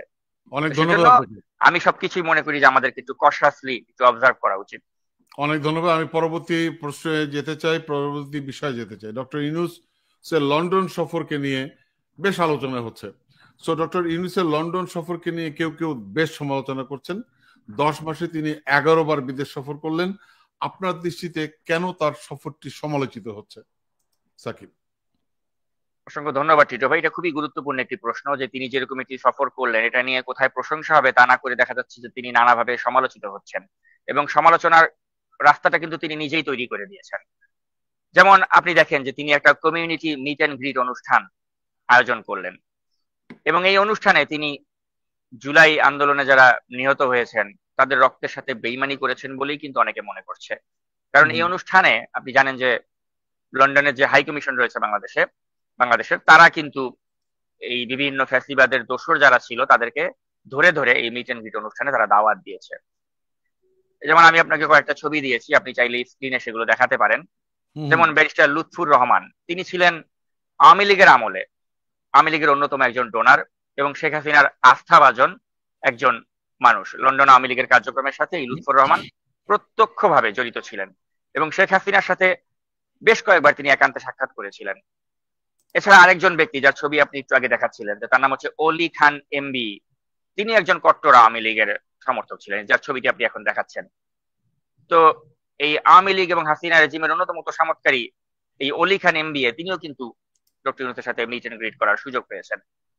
আবার ব্রিটেন থেকে ছাত্রদের আন্দোলনের সমর্থন না জানিয়ে বরং অসহযোগিতা যারা করেছিল ওই ধরনের ব্যক্তিরাও কিন্তু এখানে ছিল, বা টিউলিপ সিদ্দিকের নির্বাচনী ক্যাম্পেইনে যারা সক্রিয়ভাবে সদস্য ছিল ও ধরনের ব্যক্তি, যেমন আবুল হায়াত মোহাম্মদ নুরুজ্জামান, যার ছবি আপনি এখন স্ক্রিনে দেখাচ্ছেন, তিনিও কিন্তু এই ডক্টর ইউনূসের সাথে দেখা করার সুযোগ পেয়ে যান। তো মূল বিষয়টা হচ্ছে কি যে গত 15 বছরে যারা ব্রিটেনে আওয়ামী লীগের নানা অবৈধ কার্যক্রমের অন্যতম সহযোগী ছিল, এ ধরনের চিহ্নিত বেশ কিছু মানুষকে কিন্তু ডক্টর ইউনূসের সাথে এই মিট এন্ড গ্রিট করার সুযোগ করে দেওয়া হয়েছিল। এখন এর কারণে কি আপনি মনে করেন না যে এই সরকারের সমালোচনা করা উচিত, যে তারা লন্ডন এই সফরটা কেন সমালোচিত হবে না? যে আপনি এখানে ইউরোপ আওয়ামী লীগের নেতা শাহিনুর পাশা, জালালাবাদ অ্যাসোসিয়েশনের আওয়ামী লীগের যে দালাল আশিকুর রহমান, অনেককেই আপনি এখানে দাওয়াত দিয়েছেন। তো এর মাধ্যমে আপনি তো আসলে শহীদদের রক্তের সাথে আপনি বেইমানি করেছেন। আর ডক্টর ইউনূসের তো উচিত ছিল এগুলো একটু খোঁজ খবর নেওয়া, যে এই লোকগুলো কারা, যারা এখানে এসেছে বা আমার সাথে সেলফি তুলছে, আমার সাথে কথা বলছে। তিনি হাত ধরে তাদের সাথে যে আন্তরিকতাপূর্ণভাবে কথা বললেন, একবারও তিনি দেখলেন না যে এই লোকগুলো আওয়ামী লীগের আমলে তাদের ভূমিকা কি ছিল। তো এখন আসলে মূল ব্যাপারটা হচ্ছে কি টিটো ভাই, এইসব কর্মকাণ্ডের ফলে যেটা হয় যে যখন তারা বলে যে আমরা একটা জুলাই চার্টার করব, আমরা আওয়ামী লীগকে নিষিদ্ধ করব, সংস্কার করব, এই করব সেই করব, এগুলো সবকিছুকেই কিন্তু আমাদের কাছে একটা ভাওতাবাজি বলেই মনে হয়। কারণ আপনি দেখেন যে প্রধান উপদেষ্টা হিসেবে ডক্টর মোদী তিনি যখন দায়িত্বভার গ্রহণ করলেন, তখন তিনি যে প্রথম যেই বিদেশ সফরটি করলেন আমেরিকাতে, তার সাথে বহরে ছিল মাত্র 7 জন সদস্য। আর এখন এই লন্ডন সফরটি ছিল তার 11তম সফর, অর্থাৎ 10 মাসে তার 11তম সফর। এখন এই 11টি সফরের মধ্যে আপনি যদি হিসাব করেন, আপনি দেখবেন একমাত্র চীনের সাথে তার যে সফরটা ছিল ওইটাই ছিল দ্বিপাক্ষিক সফর। এর বাদে বাকি 10টি সফরই কিন্তু তার স্বপ্রণোদিত সফর, অর্থাৎ তিনি নিজের উদ্যোগে তিনি এই সফরগুলো করেছেন। অর্থাৎ জনগণের টাকায়, জনগণের ট্যাক্সের টাকায় তিনি প্রমোদ ভ্রমণে গিয়েছেন। এই যে লন্ডনে তিনি যে গেলেন, আপনি দেখেছেন একটা পুরস্কার নেওয়ার নাম করে, এই তথাকথিত পুরস্কারের নাম করে তিনি জনগণের ট্যাক্সের টাকা খরচ করার অধিকার তাকে কে দিয়েছে? তাই না? আপনি যে গেলেন, আপনি আগে এইসব অনুষ্ঠানগুলো আপনি আপনার ব্যক্তিগত টাকায় আপনি যেতেন বা আয়োজক প্রতিষ্ঠানের টাকায় আপনি যেতেন। এখন আপনি রাষ্ট্রের জনগণের টাকা খরচ করে আপনি বিলাসিতায় পূর্ণ এই ধরনের সফরগুলো আপনি করছেন, যেখানে আপনি একবার দেখালেন যে আপনার সাথে সফর সঙ্গী মাত্র 7 জন। আমরা হাসিনাকে সমালোচনা কেন করতাম যে হাসিনা এটা বিশাল লাটবহর নিয়ে বিদেশ সফর করত। তো ডক্টর ইউনূস ওই ট্রেন্ড ভেঙে দিলেন, তিনি মাত্র 7 জন নিয়ে জাতিসংঘের অধিবেশনে যোগ দিলেন। এরপর থেকে আপনি দেখেন এখন তিনি কতজন মানুষ নিয়ে সফর করছেন। এই যে তিনি যে লন্ডনে গেলেন, তার সাথে 34 জনের একটা বিশাল বহর তিনি নিয়ে গিয়েছেন। এখন এই 34 জনের যে খরচ, এটা তো জনগণের ট্যাক্সের টাকা থেকে এই খরচটা গেল। তো এর জবাব তো তাকে দিতে হবে। আপনি দেখেছেন যে তিনি দায়িত্বভার গ্রহণ করার পরে তিনি একটা দেখালেন কি, যে তারা সাশ্রয় করবেন, তারা পানির বোতল রিপ্লেস করলেন, তারা জগে করে পানি খাবেন। যে বোতলজাত পানি এটা এক্সপেন্সিভ, এটা পরিবেশ বান্ধব নয়, অতএব এটা সরিয়ে দিয়ে আমরা জগে করে পানি খাবো। আমরা দেখে মনে করলাম আহারে, আমাদের মাননীয় প্রধান উপদেষ্টা কত ভালো মানুষ, তিনি জনগণের অর্থের সাশ্রয় করছেন, তিনি প্লাস্টিকের বোতলকে রিপ্লেস করে তিনি জগে করে পানি খাচ্ছেন। এখন এটা তো একটা আই ওয়াশ ছিল, কারণ এটা যদি আইওয়াশ নাই থাকে তাহলে এই যে অনুসন্ধানী সাংবাদিক জুলকারনাইন ফায়ার সামি, তিনি যে এই লন্ডন সফরে যে গেলেন, এর যে একটা হোটেলের যে রিসিট তিনি কিন্তু ফাঁস করে দিয়েছেন, যেটা আপনি এখন স্ক্রিনে দেখাচ্ছেন। এই রিসিটের মাধ্যমে আমরা দেখতে পাচ্ছি যে এই 34 জনের যে সফর সঙ্গী নিয়ে ডক্টর ইউনূস লন্ডনে গেলেন, তারা লন্ডনের হোটেল ডরচেস্টারের মতো একটা ব্যয়বহুল হোটেলে তারা উঠলেন, এবং এখানে মোট খরচ হয়েছে তার 3,50,00,000 টাকা, অর্থাৎ 2,10,325 ব্রিটিশ পাউন্ড শুধু হোটেল বিল তিনি দিয়েছেন। এবং এই 34 সদস্যের জন্য তিনি 37টি কক্ষ ভাড়া করেছেন, এবং এখানে অতিরিক্ত 3টি কক্ষ ছিল, এবং এই 3টি কক্ষ আসলে কোন কাজে ব্যবহার করলেন এটাও কিন্তু আমরা জানি না। তো এখন এর মাধ্যমে কি প্রমাণিত হচ্ছে, যে আমরা দেখেছিলাম যে উনি আমাদের কাছে দেখালেন যে উনি 7 জন নিয়ে সফর করেন, উনি কৃচ্ছতা সাধন করেন, উনি আওয়ামী লীগের মতো না, হাসিনার মতো না, উনি লাটবহর নিয়ে যান না, উনি প্লাস্টিকের পানির বোতলকে রিপ্লেস করে উনি জগে করে পানি খান। আর সেই ব্যক্তিটি এখন দেখতে পাচ্ছি যে এই ডরচেস্টার হোটেলে তিনি 34 জনের বিশাল বহন নিয়ে গেলেন, এমিরেটস এয়ারলাইন্সের এক্সপেন্সিভ ফ্লাইটে করে তিনি ফ্লাই করলেন। আসার সময় যদিও বিমান বাংলাদেশে করে এসেছেন, যাওয়ার সময় তিনি এমিরেটসে করে গেলেন। তো এই যে জনগণের কষ্টের টাকা তিনি যে শেষ করলেন, ধ্বংস করলেন, তারপরে তো গিয়ে তো তিনি ব্রিটিশ প্রধানমন্ত্রীর সাথে দেখা করতে পারেন নাই, দেখা করতে পারলেন না, আর এটা কোনো দ্বিপাক্ষিক কোনো সফর ছিল না। তো এখন এগুলো দেখে শুধু এটাই বলবো যে যারা ওই যে আমরা যেটা বলি যে ইউনোসেক্সুয়াল রোগে যারা আক্রান্ত, মানে যারা মনে করেন যে স্যার আপনি দালালদের কথা শুনেন না, স্যার আপনি আমাদের সাইরা যায়েন না, এই যে লোক ভাড়া কইরা তাকে যে তার এই ঈদের জামায়াতে লোক রাখতে হয়, যারা বলে যে ইউনূসের সরকার 5 বছর দরকার। তো আমরা তো এই খেলাগুলির সাথে অভ্যস্ত, এগুলো তো পুরানো খেলা, এগুলি হাসিনা খেলতো। হাসিনার মতো একটা ফ্যাসিস্ট ভাড়া করা লোকজন দিয়ে সব কর্মকাণ্ড করতো, তার একটা সিআরআই এর মতো একটা বট বাহিনী ছিল, ওদেরকে দিয়ে আমাদেরকে আইসা গালিগালি করতো। এখন ডক্টর ইউনূসের বট বাহিনী যে আজকে এই লাইভ আমরা করতেছি, আপনাকে আমাকে সমানে গালি মারতেছে, এই কমেন্ট সেকশনে অধিকাংশ গালি এই বট বাহিনীর দ্বারা তারা দিচ্ছে। এগুলো আসলে আমি বলবো দিন শেষে যে ডক্টর ইউনূসের ইমেজের সাথে যায় না, কারণ তাকে আমরা তো একটা শ্রদ্ধার আসনে, সম্মানের আসনে রেখেছিলাম, কিন্তু তিনি যে এখন একটা কুচক্রীদের দ্বারা ফাঁদে পড়ে গেলেন, এবং তারা যে তাকে দিয়ে ধরনের কাজগুলো করাচ্ছে, আর তিনি যে এগুলো করছেন, এবং তিনি যে আমরা চোখের সামনে দৃশ্যমান কাজগুলো দেখছি, যে তিনি একটা ব্যয়বহুল হোটেলে 34 জনের লট বহন নিয়ে তিনি যাচ্ছেন, এত এক্সপেন্সিভ হোটেলে থাকছেন, তিনি যে ব্যক্তিগত সুইটে থাকলেন, প্রেসিডেন্সিয়াল সুইট, সেটা প্রায় 6,000 ব্রিটিশ পাউন্ডের উপরে, এক রাতে থাকতে 6,000 ব্রিটিশ পাউন্ডের উপরে সেটার ভাড়া পার নাইট, 4 রাত তিনি থাকলেন 25,000 ব্রিটিশ পাউন্ড খরচ করে। এগুলো আসলে খুব গায়ে লাগে। গায়ে লাগে কেন? যে এই মানুষটাকে তো আমরা হাসিনার মতো ভাবি নাই, আমরা ভেবেছিলাম যে উনি আমাদেরই মতো একজন মানুষ, রক্ত মাংসের মানুষ, যার মধ্যে কোনো বিলাসিতা নেই, কোনো প্রাচুর্যের কাছে বা মোহের কাছে তিনি যান না, তিনি তার সমস্ত ব্যবসা প্রতিষ্ঠানকে ট্রাস্টের মাধ্যমে দিয়ে দিয়েছেন, তার ব্যক্তিগত চাওয়া পাওয়া কিছু নাই। কিন্তু এখন দেখতেছি যে না রে ভাই, এই লোকটার তো অনেক কিছু চাওয়া পাওয়ার আছে, he is hungry, very hungry. তার আদম ব্যবসার লাইসেন্স লাগে, তার ইউনিভার্সিটির লাইসেন্স লাগে, তার মোবাইল ওয়ালেট লাগে, তার 666 কোটি টাকা কর প্রত্যাহার করা লাগে, তাকে এত দামি ডরচেস্টার হোটেলের প্রেসিডেন্সিয়াল সুইটে তাকে 4 রাত থাকা লাগে, 34 জনের লাট বহন নিয়ে তাকে যাওয়া লাগে।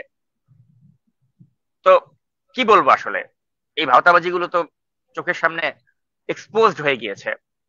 এরপরেও যখন কেউ বলে যে ডক্টর ইউনূসের সরকার 5 বছর দরকার, আমি খালি এতটুকু বলবো যে আল্লাহ যেন তাদেরকে একটু হেদায়েত দেয়, মাথায় যেন একটু বুদ্ধি দেয়, যে এই বেটাকে যদি আরো 5 বছর চাই, তাহলে ওই নিজের পায়ে নিজে কুড়াল মারা ছাড়া আর কিছু না।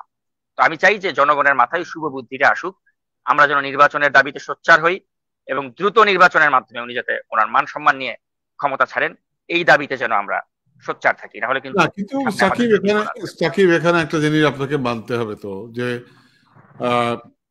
আপনি যেভাবে বলছেন ঠিক আছে ফাইন, এটা আপনার টেক, কিন্তু প্রশ্ন হচ্ছে যে ওনার তো একটা বয়স হয়েছে, 84 বছর 85 বছর বয়সী একটা মানুষ, ওনারও তো সীমাবদ্ধতা আছে, এটা তো মানতে হবে, তাই না? এখন প্রশ্ন হচ্ছে যে উনি যদি মানে হুট করে কিছু করেন, উনি যদি ছেড়ে ছুড়ে দিয়ে চলে যান, এটা আমাদের জন্য তো ভালো না।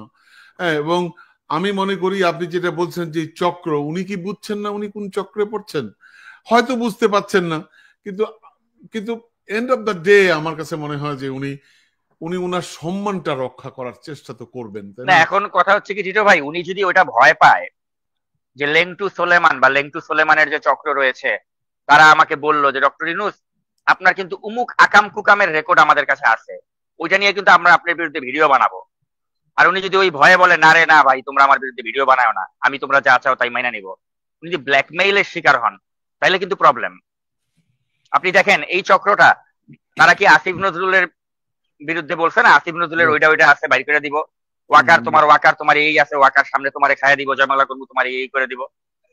এখন সেনাপ্রধান, এটা কেন সেনাপ্রধান যখন আপনার সাথে ইন্টারভিউ দিয়েছে তখনও তো এই প্রশ্ন এই কথাটা বলেছে, তাই না, যে আমি নাকি সেনাপ্রধানের গোপন ভিডিও নাকি আমার কাছে আছে, ওটা দিয়ে নাকি আমি সেনাপ্রধানের ব্ল্যাকমেল করে আমি ইন্টারভিউ করছি।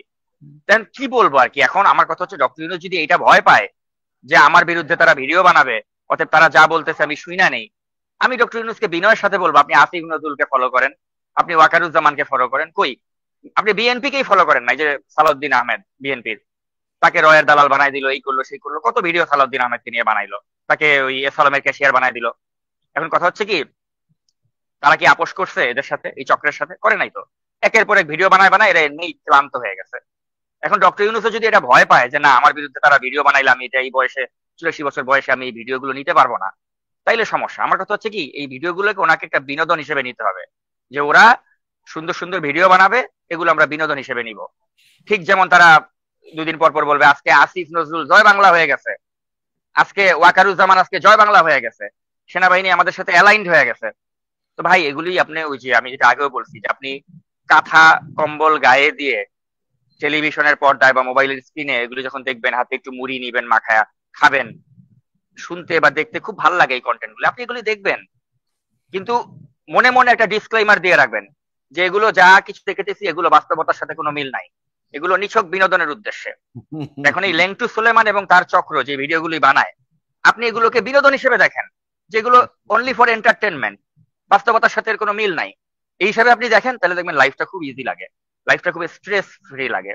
এখন ডক্টর ইউনূস খুব স্ট্রেস নিয়ে নিছে যে আমি যদি এই চক্রের কথা না শুনি, এরা কি না কি আমার বাইর করে দিবে, আমার কি না কি বানায় ভিডিও বানায় আমার শেষ করে দিবে। এত সোজা না সাকিব, এত সোজা না। এখন আমি ডক্টর ইউনূসকে ওটাই বলবো যে আপনি এদেরকে কেয়ার করেন না ভাই, আপনার ওই স্যার আপনি এদেরকে কেয়ার করেন না, যে এরা আপনারা যদি ব্ল্যাকমেল করে যে আপনার বিরুদ্ধে এই ভিডিও বানামু, ওই বানামু, সেই বানামু, আপনি জাতি বানা। আরে ওটার কথা তুই ওয়াকারের বিরুদ্ধে বানাইছিস, আসিফ নজরুলের বিরুদ্ধে, আমার বিরুদ্ধে 100টা ভিডিও বানা যা। সাকিব, ইউনূস সাহেবকে কাউকে ফলো করার দরকার নেই। ইউনূস সাহেব শুধু আমাদের এই তারেক যে আমজনতা দলের মানে একেবারে ছোট্ট একটা দল, ছোট্ট একটা দল, এক্সিলেন্ট উদাহরণ দিয়েছেন। তারেককে ফলো করলেই হবে। এক্সিলেন্ট উদাহরণ।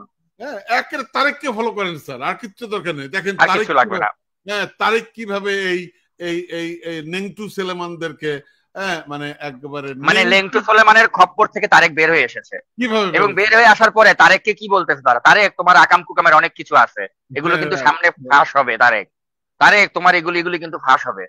মানে কি, যে তারেক যাতে বেশি মুখ না খোলে, যেন আগেই ব্ল্যাকমেলের একটা হুমকি, যে তারেক তুমি বেশি কথা বললে কিন্তু তোমার এগুলি ফাঁস করে দিব। কারণ তারেক এগুলি ভয় পাইছে। কারণ কি, আপনি দেখেন তারেককে জিম্মি করা হয়েছে যে তারেক তুমি সেনাবাহিনীর বিরুদ্ধে তোমার লোকজন নিয়ে গিয়ে একটা বিদ্রোহ করো, সেনাবাহিনীর বিরুদ্ধে একটা মানে অনাস্থা মিছিল করো, তারপরে এইটা করো সেইটা করো, হ্যাঁ এগুলি করো। তারেক দেখছে যে শালা তোমরা বিদেশে বৈশা আরাম এসে থাকবা, আর এদিকে আমারে তোমরা এই জাহান্নামে ফেলাই দিবা, সেনাবাহিনীর সাথে আমারে মুখোমুখি করে দিবা, আমারে তোমরা বিপদে ফেলবা। কারণ তারেক তো ভাই দেশে থাকে, তারেক কেন সেনাবাহিনীর সাথে কনফ্রন্টেশনে যাবে? তারেক কেন আপনার একটা রাজনৈতিক দলের বিরুদ্ধে ষড়যন্ত্রের খেলার অংশীদার হবে? তারেক কেন ভাঙচুর অস্থিতিশীলতার সাথে নিজেকে জড়াবে? তারেক যখন দেখলো যে আমাকে এটা ব্যবহার করতেছে, এরা এখানে আরাম এসে বৈশা থেকে আমার ইয়া করবে। আমি বলতে চাই এই 3 জন যদি মাঠে আইসা যা বলতেছে এটা করার জন্য যদি সামনে থেকে নেতৃত্ব দেয়, তাহলে আমি বুঝবো যে তারা যা বলে তারা তা বিশ্বাস করে। তাহলে আমি আর টিটো ভাই আমরা বাংলাদেশে গিয়ে এদের সাথে দাঁড়াবো। এরা যদি সত্যি মনে করে যে আমি এদের পিছনে, এদের একদম সামনে থাকবো, হ্যাঁ এদের সামনে দাঁড়াবো, মানে গুলি আগে আমার বুকে লাগুক, আমার বুকে লাগবে আগে। হ্যাঁ একদম। আমি আপনাকে এই লাইভে কথা দিলাম, এরা 3 জন আসবে, এদের সামনে আমি থাকবো। যদি না থাকি আমি জীবনে কোনোদিন মুখ দেখাবো না, ইউটিউবে মুখ দেখাবো না। একদম হ্যাঁ রাইট। আমার কথা হচ্ছে তোমরা ওইখানে বৈশা থাইকা দেশকে অস্থির করবা, তারেকের মতো একটা ছেলেকে তোমরা ব্যাটেল ফিল্ডে নামাই দিবা, সেনাবাহিনীর বিরুদ্ধে লাগাই দিবা। আরে তুমি নিজে আসো না, তোমার যদি মন থেকে তুমি বিশ্বাস করো যে ওয়াকারুজ্জামান দেশের জন্য খারাপ, ওয়াকারুজ্জামান ভারতের দালাল, তো তুমি নেতৃত্ব দাও ওয়াকারুজ্জামানের বিরুদ্ধে আন্দোলন, তুমি সামনে সারিতে থাকো, তোমার সামনে আমি থাকবো দরকার হইলে। আচ্ছা ওয়াকারুজ্জামান খারাপ, আমাদের দাদা বলছে ল্যাংটা সোলাইমান বলছে ওয়াকারুজ্জামান খারাপ, আমরা ওয়াকারের বিরুদ্ধে সংগ্রাম করবো, আসো ল্যাংটা সোলাইমানের নেতৃত্বে। কিন্তু আমি তো জানি ল্যাংটা সোলাইমান আসবে না, সে দূরে থেকে ওই তারেকরে নামাই দিবে মাঠে, সে দূরে থেকে মানুষকে নামাই দিবে। আর যেই আপনি নামতে চাবেন না, এই তখন আপনার বিরুদ্ধে ভিডিও, আপনি রয়ের এজেন্ট, আপনি কচু খেতি, আপনি উমুক, আপনি তমুক। আরে ভাই, মানে মানুষ কি এগুলি বুঝে না? দেখেন আপনি দেখেন এই ভিপি নূরের বিরুদ্ধেও কিন্তু আবার লেগে গেছে, ভিপি নূরকে নিয়েও আবার মানে যা তা অবস্থা। এনিওয়ে, এখন আমি যে কথাটা এখানে ইয়ে করতে চাই যে প্রফেসর ইউনূস স্যার, আপনাকে সম্মান করি, শ্রদ্ধা করি, কাউকে ফলো করার দরকার নাই। আপনি এই তারেক রহমান, এই যে মাইক্রোস্কোপি একটা রাজনৈতিক দল, এই মাইক্রোস্কোপি রাজনৈতিক দলের সাহসী নেতা তারেক রহমানকে ফলো করেন, তাহলে হবে, আর কারো ফলো করার দরকার নেই। তার কারণ তারেক রহমান জানে এই কি বলে এই মব মারানিদেরকে অনুসরণ করলে দেশের 12টা থেকে 14টা বাজবে, দেশের গণতন্ত্র জীবনও আসবে না, দেশ রসাতলে যাবে। সো এই মব মারানিদের খপ্পর থেকে তারেক বের হয়ে গেছে, আপনিও বের হয়ে যাবেন দ্রুত, এটা আশা করব। সো সাকিব, আপনি মানে যে প্রসঙ্গে কথা বলছিলাম সেটি হচ্ছে প্রফেসর ইউনূস সাহেব একটি হাউজের সাথে, অর্থাৎ একটি কি বলবো থিঙ্ক ট্যাঙ্কের সাথে ইংল্যান্ডে তারা একটি ইন্টারভিউ করেছে। সেই ইন্টারভিউতে উনি একটি শব্দ ব্যবহার করেছে, একটি কথা বলেছে, যে কথাটি হচ্ছে যে বাংলাদেশের রিফর্মের নিয়ে প্রশ্নে কথা বলেছে। আমি একটু আপনাকে একটু দেখাতে চাই। সেটা হচ্ছে সংস্কার জনগণের হাতে ছাড়েন না কেন, এই প্রশ্নের উত্তরে উনি বলছেন ইউনূস সাহেবের জবাব, তারা টাকা খেয়ে ভোট দেয়। এটি কিন্তু বিভিন্ন সংবাদপত্রে এসছে। সো এটা নিয়ে একটি ছোট্ট ভিডিও আছে, আমাদের ইংল্যান্ডের প্রেস সেক্রেটারি তার একটা, আমি কি বলবো, মানে আমার কাছে অবাক লাগে যে আমি গত পরশুদিন একটা ভিডিওতে বলেছি সাকিব, যে ইউনূস সাহেবের সব অযোগ্য লোকদেরকে নিয়ে, উনি একজন যোগ্য মানুষ, উনার চারিপাশে সব অযোগ্য অথর্ব লোকদেরকে নিয়ে উনি ইন্টারিম চালাচ্ছেন। এই অযোগ্য লোকদের মধ্যে একজন হচ্ছে আমাদের প্রেস সেক্রেটারি ইংল্যান্ডের। উনি কি জবাব দেয়, কি উনাকে প্রশ্ন করা হয়েছে, উনি কি জবাব দেয়, এটা দেখি ছোট্ট একটা ভিডিও। আমি ভিডিওটা দেখার পরে আমি আপনাকে আপনার মন্তব্য নেব। Tell them, oh, forget it. How much money you give me, I vote for you. To make it very simple. So you pay me some money, I vote for you. That's all voting may translate into that. লন্ডনে বসে আসলে কি প্রধান উপদেষ্টা doctor Mohammad Yunus বলেছেন যে বাংলাদেশের মানুষজন ভোট দেয় টাকার বিনিময়ে? আমরা তো সেরকমটাই শুনেছি, আপনি নিজ কানে কি শুনেছেন? না, আপনি মানে যখন when you are asking me a specific question with a serious allegation, মানে why did you get it, so can I just know it?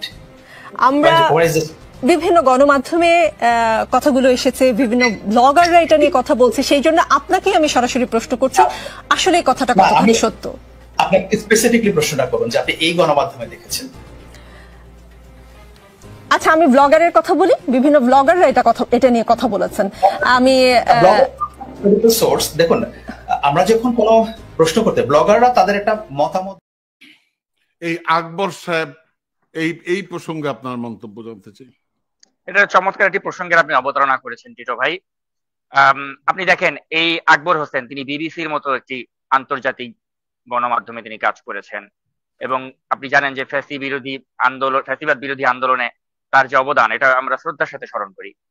আবার আপনি দেখেন আমাদের যে শফিকুল আলম ভাই, ডক্টর ইউনূসের যিনি প্রেস সচিব, তার অবদানকে আমরা শ্রদ্ধার সাথে স্মরণ করি, কারণ তিনি, আপনি জানেন যে এএফপির ব্যুরো চিফ ছিলেন, এবং তিনি যেভাবে ওই 5ই আগস্টের আগে দিয়ে, যখন সারা বাংলাদেশে ইন্টারনেট সংযোগ ছিল না, সে সময় তিনি সাংবাদিকদেরকে ইন্টারনেট সংযোগ দিয়েছিলেন, যেহেতু তিনি আন্তর্জাতিক গণমাধ্যমে কাজ করতেন, তার কাছে ইন্টারনেটের অ্যাক্সেস ছিল তখন। সেখান থেকে তিনি ওই ডেটা গুলোকে ভাগ করে অন্যান্য সাংবাদিককে রোটেট করে দিতেন, যার ফলেই কিন্তু আমরা ওই সময়টাতে, আপনি দেখেছেন নেত্র নিউজ, তারা এই শফিক ভাইয়ের কাছ থেকে ইন্টারনেট সুবিধা গ্রহণ করে তারা আমাদেরকে আপডেটেড রেখেছিল। তো সেজন্য আমরা অবশ্যই বলতে পারি যে এই হাসিনার পতনের ক্ষেত্রে আমাদের এই শফিকুল আলম ভাই, তার একটা গুরুত্বপূর্ণ ভূমিকা ছিল। এট দ্য সেম টাইম এই আকবর হোসেন বিবিসি বাংলার, তারও গুরুত্বপূর্ণ অবদান ছিল। তো সেজন্য যখন আমরা দেখতে পেলাম যে এই মানুষগুলোকে ডক্টর ইউনূস একজনকে তার প্রেস সচিব বানালেন, আরেকজনকে আপনার এই লন্ডনস্থ বাংলাদেশের হাই কমিশনের তিনি যে প্রেস মিনিস্টার বানালেন, এতে আমি আসলে অবাক হইনি। আমি মনে করেছি যে আচ্ছা, যোগ্য লোককে তিনি নিয়োগ দিয়েছেন। কিন্তু আপত্তির জায়গাটা কোথায়, যে আমি দেখতে পাচ্ছি যে আসলে এই পদ পদবি পাওয়ার পরে আসলে মানুষ কি আসলে আর মানুষ থাকে না, বা যেই মানুষটাকে আমরা একসময় শ্রদ্ধা করতাম, ভালোবাসতাম, সেই মানুষটাই রাতারাতি তার মানে চেহারা পাল্টে যায়, তার বক্তব্য পাল্টে যায়। এবং তিনি, আমি ছোট করে বলে নেই, নোট দিয়ে রাখি, এই শফিক ভাইয়ের যে পরিবর্তনটা, আমি আমার চেয়ে ভালো কেউ না, মানে উনি যে কি ধরনের পরিবর্তন হয়ে গেলেন, মানে আমি অবাক হয়ে যাই, আমার বলার কিছু নাই। মানে ওনার পরিবর্তনটা চোখে পড়ার মতো, এটা আমি খুব দুঃখ পাইছি। এবং এই পরিবর্তনটা আপনি যদি একটু মেলান, আপনি দেখবেন এই শফিক ভাইকে কিন্তু ওই প্যারিস থেকে বলা হয়েছিল যে তিনি হচ্ছেন গণশত্রু, তাকে গণশত্রু টাইটেল দেওয়া হয়েছিল। তখন আমরা শফিক ভাইয়ের পাশে দাঁড়িয়েছিলাম, যে আমাদের ডক্টর ইউনূসের সরকারের এই একজন এরকম একটা মানুষ, প্রেস সচিব, তার মতো একটা ব্যক্তিকে গণশত্রু আখ্যা দিচ্ছে কেন, এবং তাদের সরকারকে সমালোচনা করছে কেন প্যারিস থেকে বসে বসে। কিন্তু আপনি দেখেন আজকে সেই ব্যক্তি কিন্তু শফিক ভাইদের আপন হয়ে গেছে। সেই ব্যক্তি এখন শফিক ভাইকে আর সমালোচনা তো দূরের কথা, গণশত্রু বলা তো দূরের কথা, এখন শফিক ভাই তাদের খুব আপন জন, আর আমরা হয়ে গেছি এখন শফিক ভাইদের পর, তাই না? অথচ ওই সময় শফিক ভাইদের আমরাই তাদের পাশে দাঁড়িয়েছিলাম। এখন মূল বিষয়টা হচ্ছে কি টিটো ভাই, আপনি বা আমি, আমরা তো আসলে শফিক ভাইদের কাছে বা এই সরকারের কাছে আমাদের তো চাওয়া পাওয়ার কিছু নাই। ব্যক্তিগত কোনো চাওয়া পাওয়া নিয়ে কখনো আমি বা আপনি এদের কাছে গিয়েছি এটা বলতে পারবে না যে টিটো ভাই আমার কাছে এই তদবির নিয়ে আসছিল, বা সাকিব ভাই আমার কাছে এই তদবির করছিল। অন রেকর্ড চ্যালেঞ্জ দিয়ে বলতেছি, 5ই আগস্টের পরে সচিবালয় থেকে শুরু করে কোনো একটা জায়গায় কেউ যদি বলতে পারে যে নাজমুল সাকিব কাউকে ফোন করে বলছে যে উমুককে একটা চাকরি দেন, উমুককে একটা প্রমোশন দেন, উমুককে একটা বদলি করেন, উমুককে একটা দেন, কখনো কারো কাছে কোনো তদবির করি নাই, করার প্রয়োজনও মনে করি নাই। এখন আমরা সমালোচনা এই কারণেই কিন্তু করার সাহস পাই। আমরা যখন ডক্টর ইউনূসের সমালোচনা করি বা আমরা যখন শফিক ভাইদের সমালোচনা করি, আমরা করতে পারি এই কারণেই যে তাদের কাছে আসলে আমাদের তো কোনো ধান্দার সম্পর্ক নাই, যে শফিক ভাই আপনি আমাকে এই ধান্দাটা দেন, শফিক ভাই আপনি আমার এই লোকটাকে বাসসের একটা পদে ঢুকায় দেন, বা শফিক ভাই আপনি আমাকে এই লাইসেন্সটা বাগায় দেন। এই আবেদন নিয়ে কখনো যাই নাই, কখনো যাবো না। এই কারণেই তাকে সমালোচনা করার নৈতিক অধিকার আমাদের আছে। কিন্তু এখন দেখবেন যারা তাকে গণশত্রু বলেছিল এক সময়, তাদের কাছে তিনি পরম বন্ধু এখন। কারণ যারা গণশত্রু বলেছিল তারা এখন তাদের পেয়ারের খলিল ভাইকে এখানে ঢুকিয়ে দিতে পেরেছে। খলিল ভাইকে দিয়ে তারা এখন তাদের অনেক চাহিদা পূরণ করতে পারছে। আর এই চাহিদা পূরণের ক্ষেত্রে আমাদের শফিক ভাই কিন্তু কোনো বাধা হয়ে দাঁড়াচ্ছে না।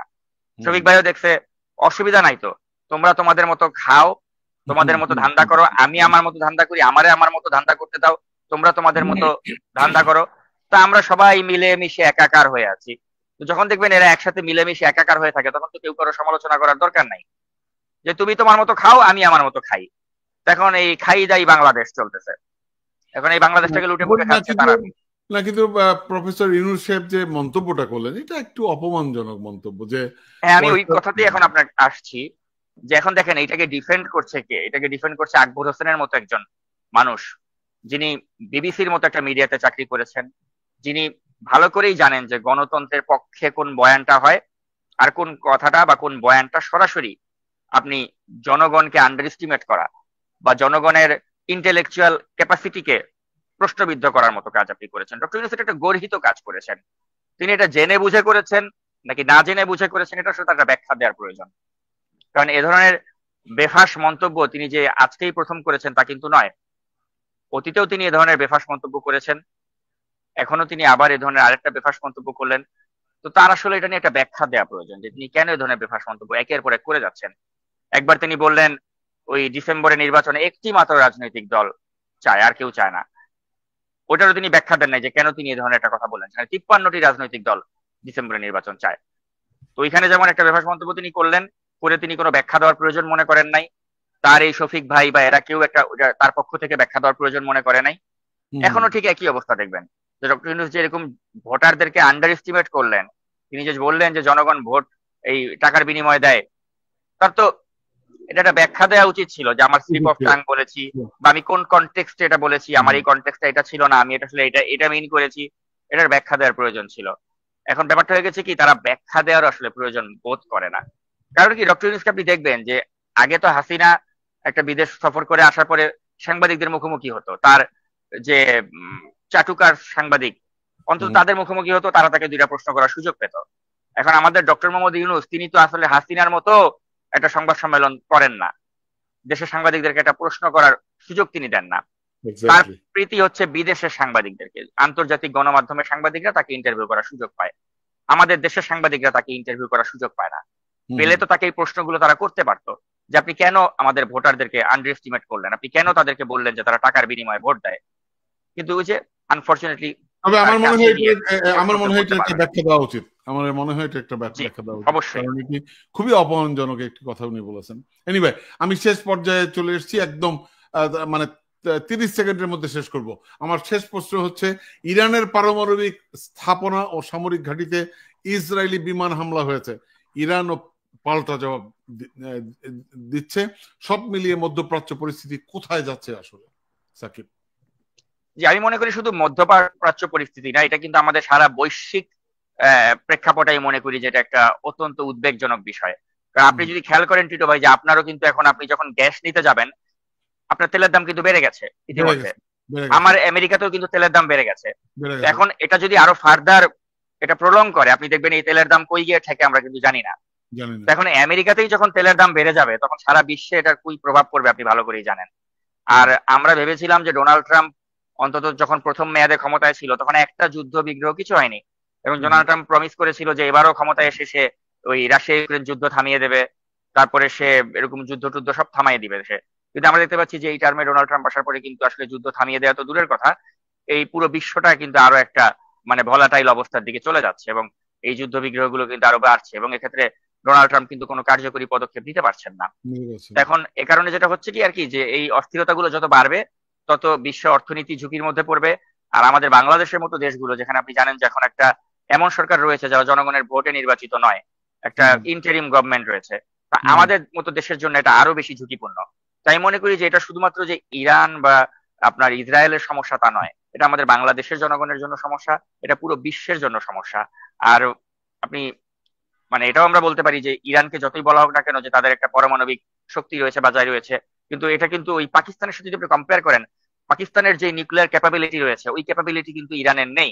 তারপরেও আপনি যখন তাদের ওই ক্যাপাবিলিটিকে আপনি যখন চ্যালেঞ্জ করেন, বা তাদের পরমাণু বিজ্ঞানীগুলোকে আপনি যখন হামলা করে মেরে ফেলেন, এবং যখন আপনি তাদেরকে প্রভোগ করেন আরো বেশি পাল্টা রিটেলিয়েট করার জন্য, তো সেটা কিন্তু আসলে গোটা বিশ্বে একটা অস্থিরতা তৈরি করে।